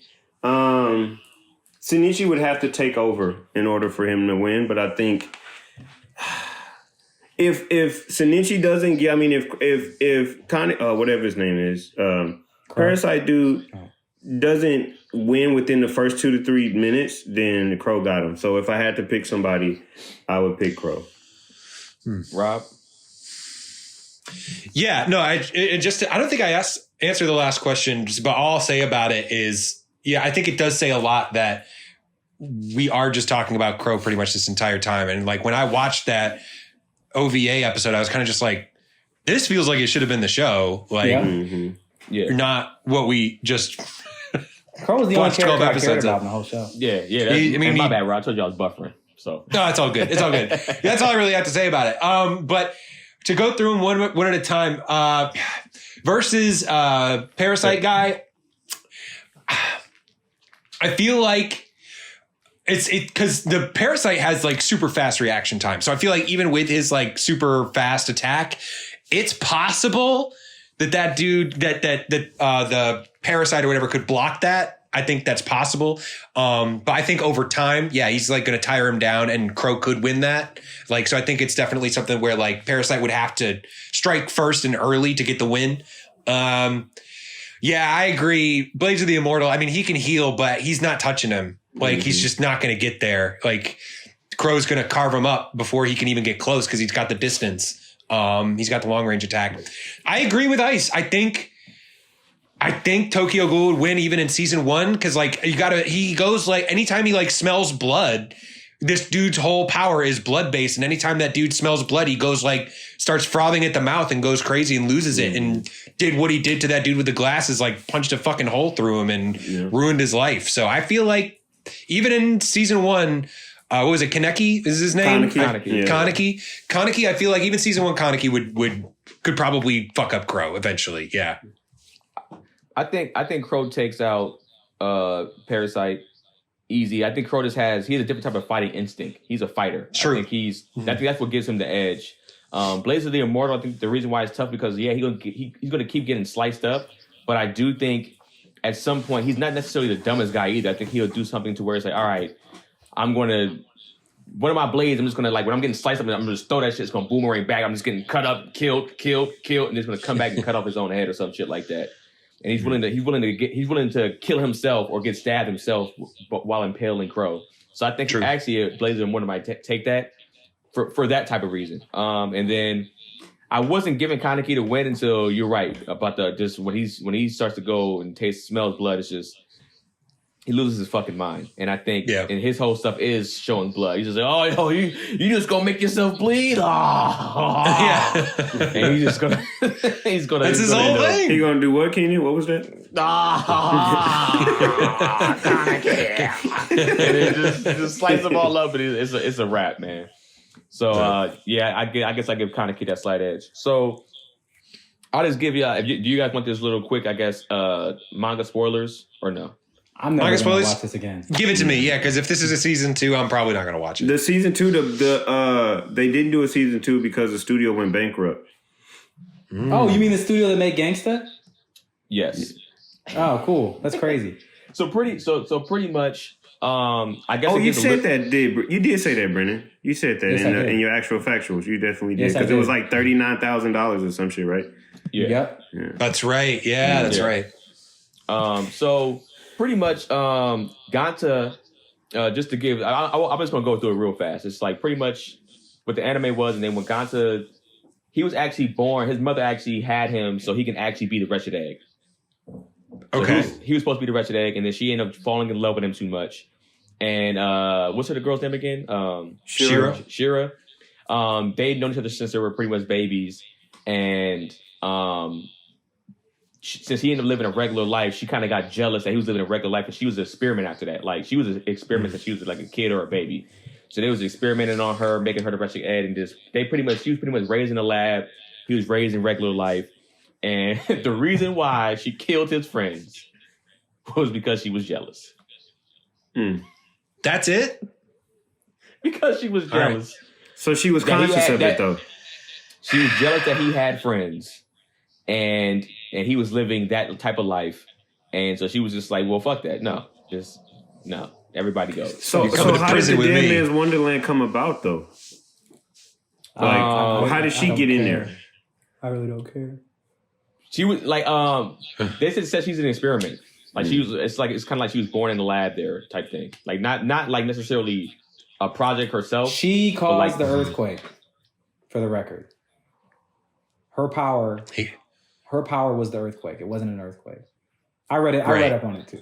She was the red hole, basically. Yeah, she was the red hole. Her actual blood power, that her sin is so powerful that it was the earthquake. And she was the red hole. She's the one that has the ability to create other deadmen, kind of thing. But she only ever did that to Shiro directly, actually. Everybody else was an accident. He's the only one. Oh, her mom. His mom was the red hole. No. No, Shiro was. Brennan said it wrong. Okay, that's how I was like, say, what the hell? Yeah. Shiro is the red hole. She was the earthquake. She did it to Ganta on purpose. And then pretty much if you want the revenge about him doing it to like getting her back, he does it. He actually forgives her and they pretty much like hug it out. I think they eventually date too or some shit like that. Yeah, she's been in love with him the whole time. Yeah. I read her profile on like fan wiki or whatever. She's like in love with him. Yeah, I think they eventually end up dating and he doesn't end up killing her. So could you date your killer, man?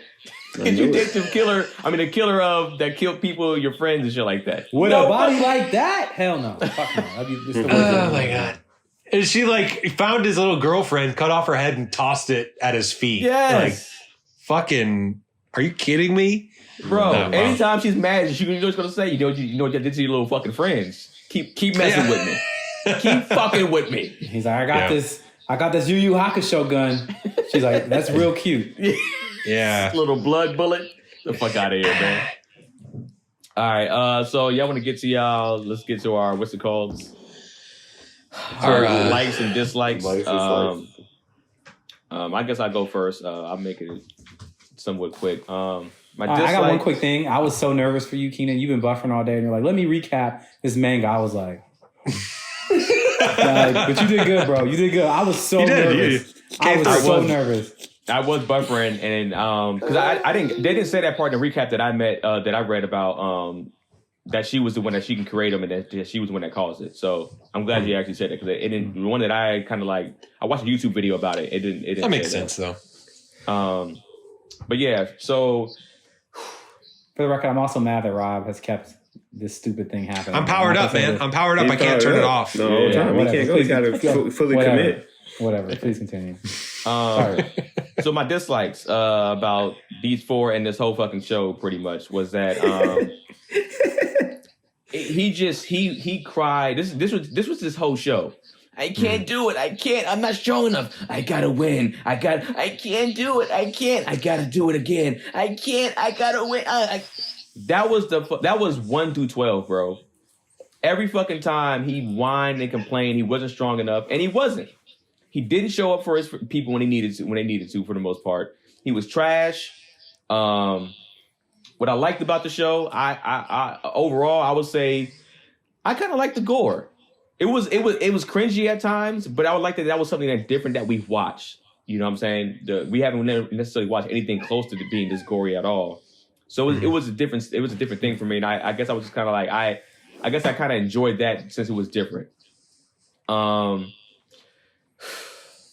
This show is just bad, man. It's just like anime wise, they didn't finish up. I see why people are begging for a season 2, but I think when you write the first 12 episodes and you don't wrap shit up correctly, and you just your Crow should have been the antagonist, protagonist. Like for me, this whole time I was like, I will watch an anime if this is Crow. I will watch season 2. He was like, all right, we're gonna fade this shit after Crow, and they're gonna have him do his thing. I might watch at least start season 2. I can't say I'll finish it if it stays to be trash too. Crow was a saving grace. I feel like this is somewhat like Gangsta in the sense of like they had dope ass characters and they just didn't let them get off all the way. I feel like they brought it. I was so pissed off about the backstory they gave to that big bald dude and the lizard looking dude. They gave them a backstory. Like they were so hard and they died instantly. I kind of like that actually. No, that's so funny to me. They spent all this time in bed and it was just like bloop, dead. Like, but I don't think it was meant to be comical. If it was meant to be comical, I'm for it. That's hilarious. But I don't think it was meant to be comical. I think they did it, and it was just like Crow came in there. And I was just like, bro, come on, man. You're giving unnecessary backstories. I don't like the fucking the I guess the main bad guy, the puppeteer guy. In the sense of like that created this whole shit. He has his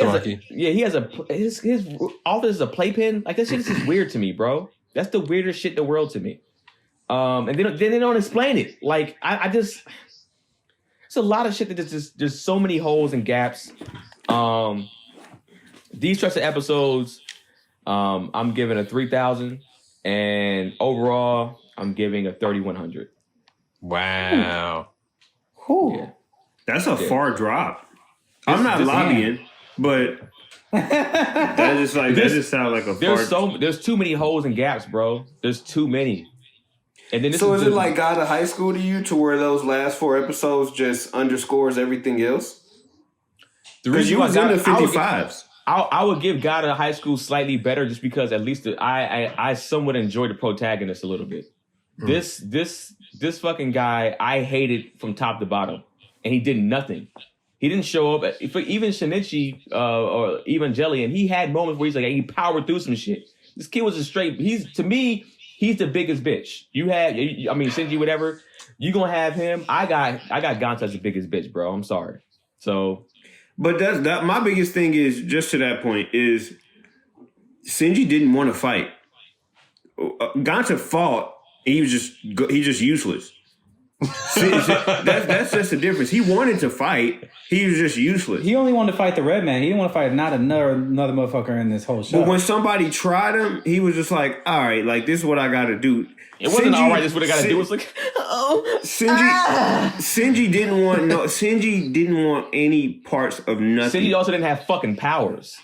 But he still did. He had an Eva. He had an Eva. He didn't know how to drive anything.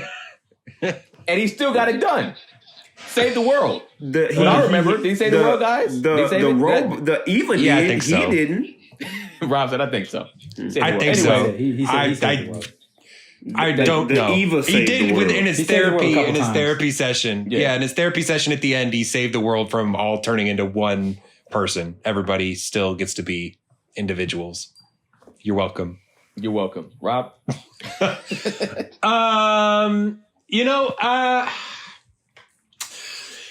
For my favorite, I thought this did have a couple times where I was like, I thought this show had some kind of interesting twists and turns that I was like, oh, okay. Like, that's interesting to see I'm interested to see where this goes. Like making Shiro the red man. I was, interested to see where that went. We didn't get any answers on that.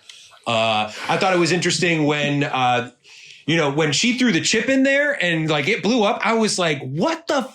I was pissed too. I didn't think about that they got the whole thing from the other dude. And so when it came back that was a bomb and she saved their lives, I was like, oh, okay. That was a kind of an interesting twist to me. So there were times where I was like, all right, like I'll watch this a little bit longer, but overall, yeah, I agree. There were a lot of holes, and that leads me to my least favorite thing. It's not like a big deal, but it kind of is emblematic of the show that it was just so much style over substance. Is that like there's one scene when Tamaki shows up with his like government dude and there's a shot. It's nighttime. They get a shot of the moon or whatever, and it's a crescent moon. And then later on in that day, when Ganta blows a hole in the fucking prison, it's a completely different phase of the moon. Even though like they just clearly like came up with ideas of like this would be cool and didn't really think about how that would actually be part of a logical story. And they just came up with a bunch of different stuff that they thought was cool, but it didn't really come together. You know, they were like, what if we have a bunch of superpowered dudes fighting in a prison? And then they kind of just, I don't know, they phoned it in from there, in my opinion. They had some interesting elements. I think the execution was poor. That being said, I don't think it was as bad as Gangsta. I think Gangsta is still worse. I still think Gangsta is worse show. This stretch of episodes, I forget where I've been. I think I've been in the 5s. This stretch of episode, or I would give probably, I don't know. I'm gonna give this stretch of episodes a 4,000 and an overall of a 4,500. Brennan? Okay, so we talked about. I saw you writing shit earlier, bro. So I want to know if you were writing something. Taking notes. I saw you writing shit. That's an astute observation, Mr. Baker. Yes, I was writing a list. The name of this list is Problems with Deadman Wonderland. So I'm just gonna go through my dislikes. All right, so I'm just gonna do it rather quickly because I do have a problem with each one of these.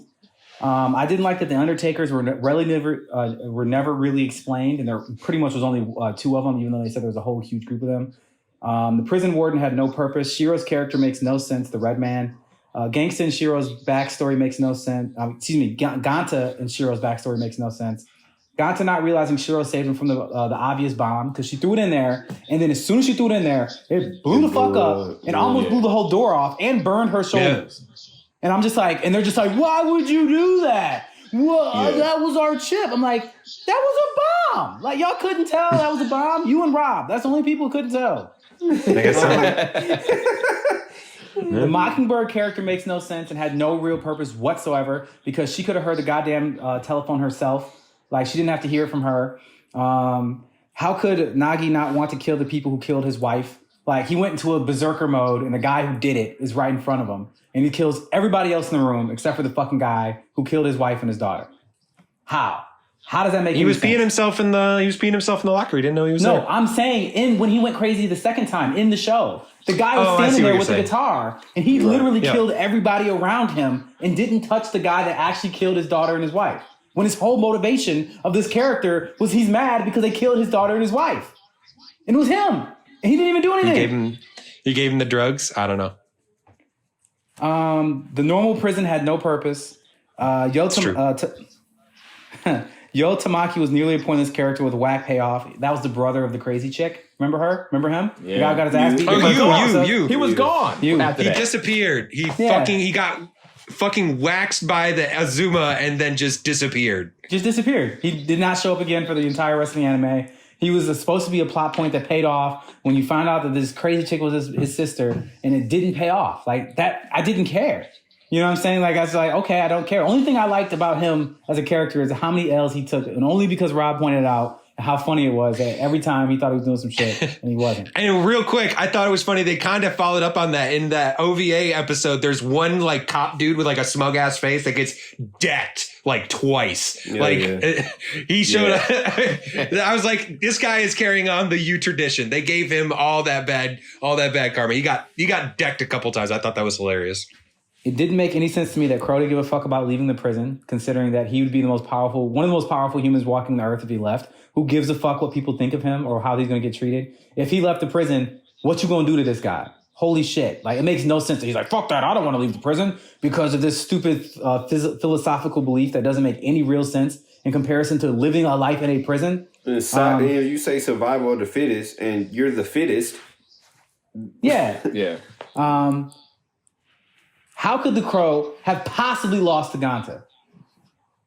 Just want to put that out there. Think about everything that happened after their fight and what we saw from Crow. Nobody even came close to that motherfucker. Like, they brought in the fucking Undertakers, and the Undertakers were like, we can negate your blood. And he was like, and you're dead. And you're dead. And Ganta, the little kid who barely knows how to use his power, didn't even have a powered-up version of his power, beat him. I think that is the dumbest shit I have ever heard of. But whatever. Keep going. What was the old man versus Shiro fight's relevance? Like, is that the only reason that whole fight happened? That didn't go Just anywhere. to kill the old man so we could empower the guy who had the powers anyway, who had the power of the prison anyway, that changed literally nothing for his agenda? Why did that happen? It was a cool fight, I guess, but it didn't matter. Like, it meant nothing. Ganta not dying from the poison. We saw how many prisoners die in like 7 seconds as soon as that thing activates. Ganta's like, oh shit, it's activating. And literally an entire episode, he continues to fight and cry. And it keeps coming back like, oh shit, it's almost going to kill him now. It's almost going to kill him now. They even mention it like, yo, you feeling that poison, aren't you? That's just crazy. Did his chest glow? I think that the blood chain helped him. But even if that did happen, nobody else is surprised that he's not dead. Everybody else who ever had that little thing activate, he's going to die. Their pulses their blood gets bigger, and then they fucking die. And he didn't do it. Everybody else was like, oh, this is crazy. Huh, look at him. He's feeling the poison. Like, it was like a regular thing only for him. Like, and they all have the crystals. They Like, they found that out. Plot armor squared. This is Ghetto Yu Yu Hakusho. Crossing off. I am. No definable antagonist that matters in the whole season, because there isn't. Tamaki? Shiro, the prison CEO guy. Like, who gives a fuck? These people don't matter. The Red Man doesn't matter. Like, the Red Man does not matter in the season 1 of the show. Like, outside of literally starting the show and Shiro claiming to, with Ganta thinking like, I'm going to kill the Red Man. That's it. That's the entire Red Man. And that's supposed to be the antagonist? Definitely not. So it's the CEO of the prison who's more interested in talking and sitting and having meetings with generals that have absolutely no point against the plot whatsoever in season 1. So there really is no antagonist. One of those generals was like One Punch Man Daddy too. He do. The only thing I could say is an antagonist for the show is possibly the prison itself, which is the most boring antagonist I've ever heard of. The world building doesn't make any sense. Was that put? Visiting outsiders had no effect. Whatever, I don't get that. How many plot points are presented to no avail? This is to what Rob was saying. I listed a few. The brother thing I said earlier, the new warden, the general meeting, Shiro in general, prison financial system, the candy system, the prison robots, and I can't read my own handwriting. Whatever. But yeah, there's a bunch of points that were brought up and made a big deal out of in the show that ended up having no resolution and did not matter, like whatsoever. And then unattainable premise. It was the whole premise of the show was completely unattainable. Is that Ganta was like, I'm going to kill the Red Man when Ganta pisses himself in every fight. And it's like the Red Man massacred floated outside of a classroom at 3rd story, massacred the entire classroom with no problems whatsoever, was actually a woman, and can kill anybody anywhere. And you want to go after that person? You know what I'm saying? Like, no, I'm good. Revenge is a hell of a drug. If the United States government came after me and my family and killed everybody but me, my job after that is to hide from the United States government because I'm not going to win that fight.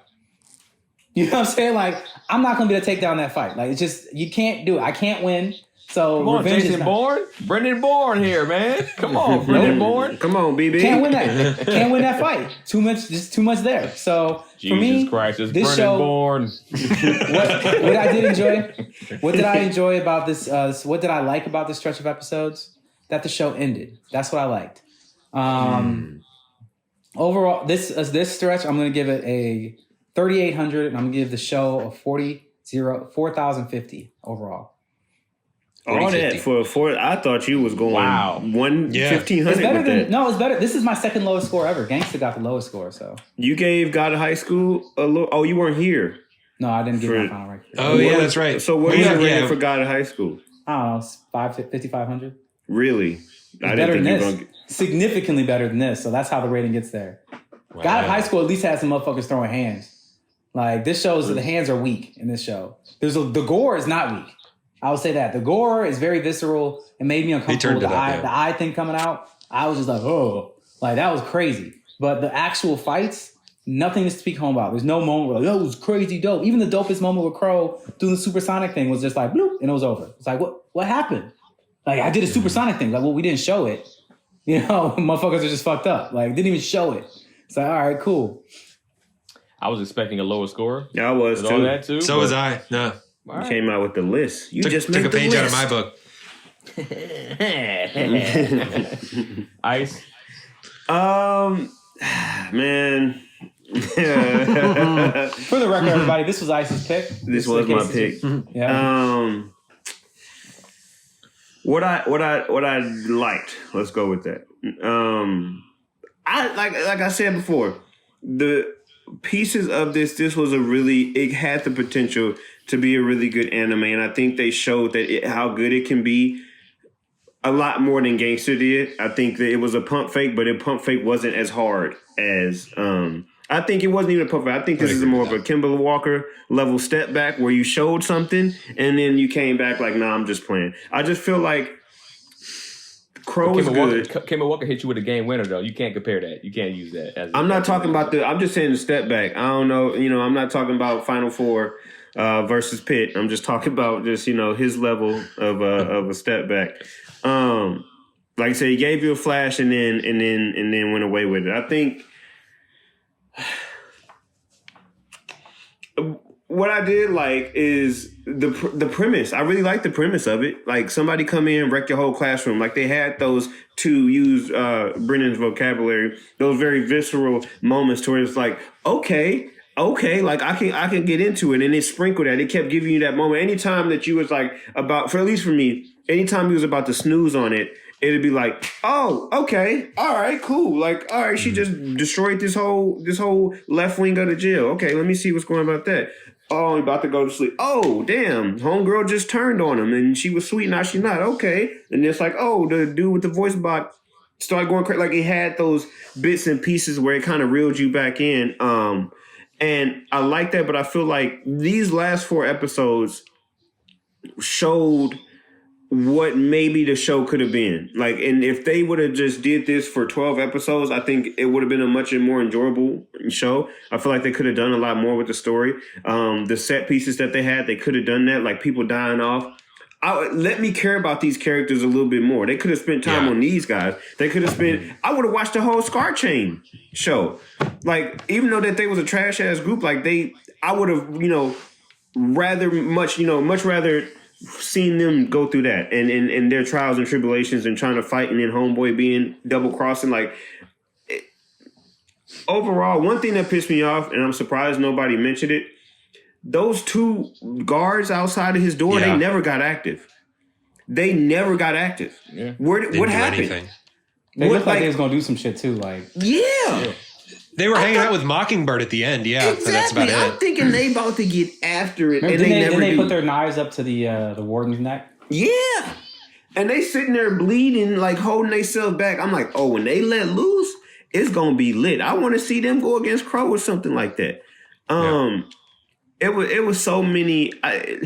It was so many times where I felt like somebody started writing the episode, and then somebody come in and be like, "Hey, actually, can you go write this anime for me?" Like, all right, and then just take over here, okay? And then they'll start writing, and then somebody be like, "Hey, go do this other anime. I'm gonna start writing." It's like, "Hey, what did you want me to put?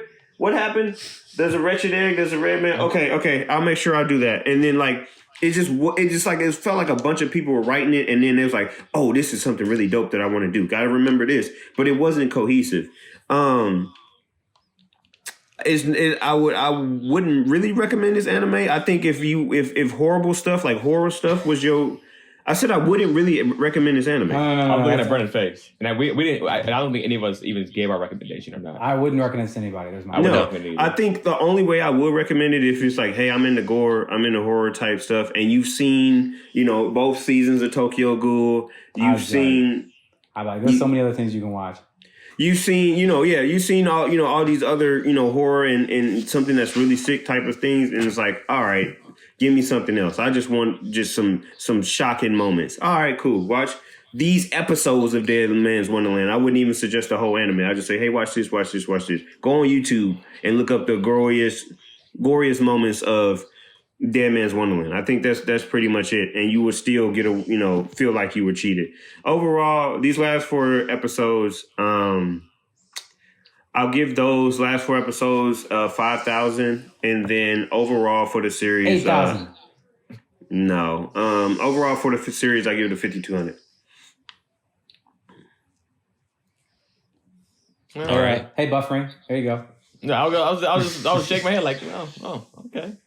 All right. Well, whose pick is it next? Actually, Rod's. It's mine. Yeah, but you have what you have in mind. I got something in mind. Yeah, actually, I do. I don't. I'm not excited for this. I'm not excited for this. He already told you? I think he will be. He The hasn't told me. first season of One Piece. Kuroko no Basket season. No, I'm kidding. No,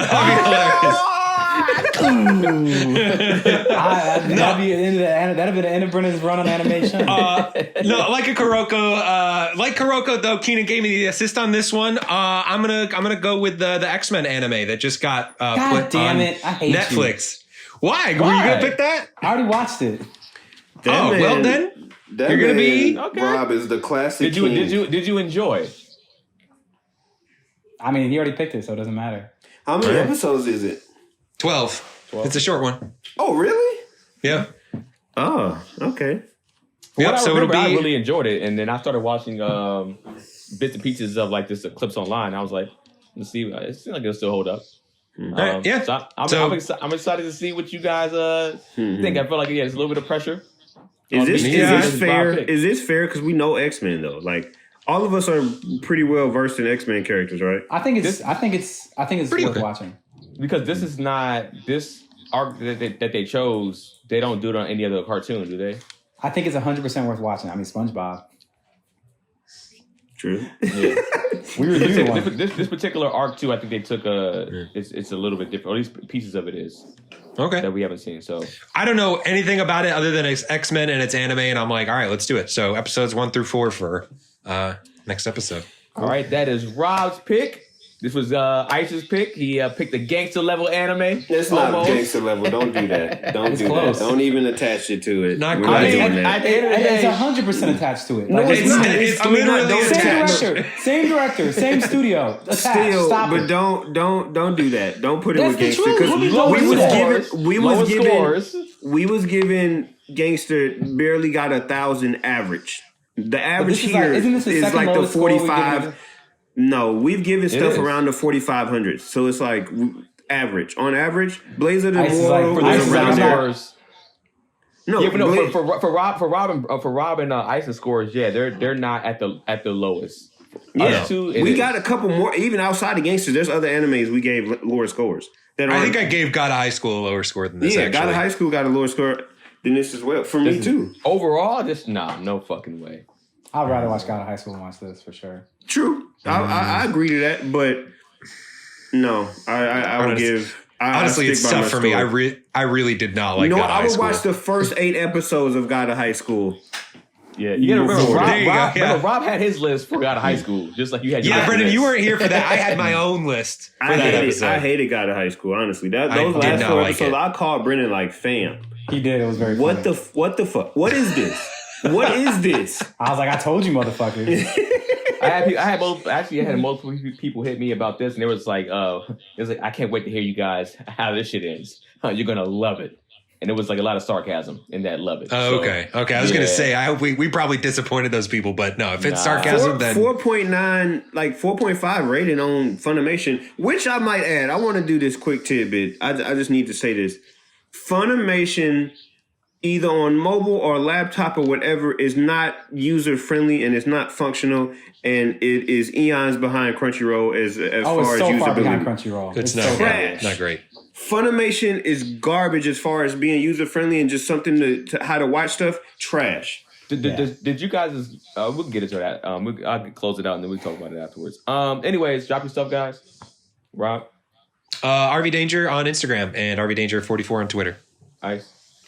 Before I give my name, I want to shout out Dragon Deuce, who's been a fan of our show. I always talk to him on Instagram. He says our podcast is his number one listen podcast for 2020. But to sweeten the pot, Keenan and I had shows in Arizona, and he is an Arizona native, and he pulled up on us at our That's dope. comedy Sure show. did. So Nice, shout nice. out to him. Dragon Deuce, shout out to you, man. Thank you. Is it And, Deuce like 2 or Deuce like poop? Deuce like 2. Got it. Dragon _Deuce. There. Brennan, that's the same. The deuce is like to refer to number 2. I know, I'm just being really stupid. He didn't get the joke. Deuce is like Too literal. Like no, like Spanish. In Spanish, that's what I meant. Like when you say not deuce, yeah. It's DUES, but he said deuce. My point stands, and you're just making it better. Shout out to him. Shout out to him for pulling up. And I just want to say, anytime that any of us, because Brennan getting out in these streets too. If you ever see us any type of event that's live, please pull up and show us some love. You can find me on Instagram at ice.mcgowan. Brennan? At Brennan the Best on Instagram. You changed it to Brennan the Best? Mm-hmm. Yeah, I saw that. I saw that in the chat, and I was like, that sounds like his ego. That's right up his alley. So I was waiting for this moment. I was waiting for this moment. Yeah, here we go. Look, here we go. I didn't pick the name. First of all, I didn't pick the name. My brother picked the name Because he knows your ego. No, he just picked it, and then he gave and then I was thinking about doing it, and I gave my grandmother a list of possible names, and she picked that one as well, and said, "This is my baby." And what else is on the list? It's your grandma. Yeah, what else is on the list? Of course, it's your grandma. What else was on the list, man? Give us 3 of them. Yeah, right there. I do have to. Well, I don't have it right here. It's on my phone. I mean, really, I'm not. It doesn't matter. I'm not going to change it, but I can tell you. No, I'm not saying change. I just want to hear what else is on the list. I just want to see where your creativity. What else is up for contention? I didn't make the list. Just so you know, I was not planning to change my name. My brother was like, "Change your shit." And I was like, "No." And he's like, and he just kept texting me names. But this was the first name he texted me. So it was Brennan the Best, Brennan Be Easy, Brennan 5, Brennan Face, Brennan CEO, Brennan Chillin'. But Brennan do with 2 B's. That was it. That was the whole list. What is Brennan 5? What is the 5? 5 is my favorite number. Brennan CEO is good because I think that would be dope. I think that's more of an ego than Brennan the Best. I don't know. I think Brennan with 2, and you're not Brennan with 2 B's is actually hard. I think that's the hardest one to me. Brennan the Best just cracks me up because I was like, this is going to be controversial, and I'm here for it. Well, yeah, it's definitely more, but it's not more egotistical than Brennan CEO because you are actually CEO, and you're not actually the best. Anyways, my name is Keenan. Figure on everything. Wow. Wow. Video games say, besides Smash, where Brennan go? I'm a little bit hurt right now. Where is Rob? I'm a little bit hurt right now. That was besides those Smash. I'm talking about on a video game thing. Check. Don't get ego hurt. And be like, wow, Keenan. I'm shutting the studio down. Keenan hasn't got you in a long pull the plug time. on I think this I don't feel like that was. I didn't do nothing to Keenan. I was just over here chilling. He ain't got you in a minute. That was a good one. I just feel attacked, but it's fine. He opened up 2021 1-0. In saying that, I was expecting him to put a P. Diddy and shutting the studio down on the podcast. I'm gonna just need some Cambodian breast milk for this shit to keep going. That's just what it's gonna be. I'm Keenan Baker on everything, man. Make sure you answer the questions. Rob is loving this. Make sure you follow Brennan. Is Brennan Best or Brennan the Best? The Best. Brennan the Best on Instagram. That is his new name on there. I just like even hearing somebody else say it. Oh man, this is great. That's what why I it said is. Brennan the bitch. I'm not gonna say the real one. Yeah. Kev on stage saw my name change and said, "Can you just be Brennan born second?" And I was just like, "Wow." You didn't know that. You didn't know that Pornhub reference, so I can't even call you the best, man. I don't even know how you can get that Pornhub reference. I don't even know what you mean. The beef truck or whatever. Yeah. No, I 100% good. I was just trolling him. Oh, okay. I'm sorry, man. It's the internet. That changes everything. You are the best. Yeah, you are really. Keenan, you had it. You had it. Bro. You had it.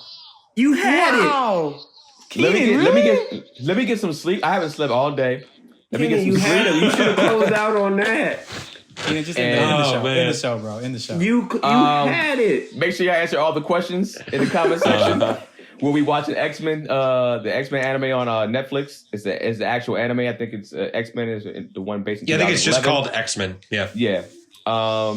And we thank y'all for tuning in every week, and thank you for tuning in to another episode of Animeshun. We out. And so anime was solved forever.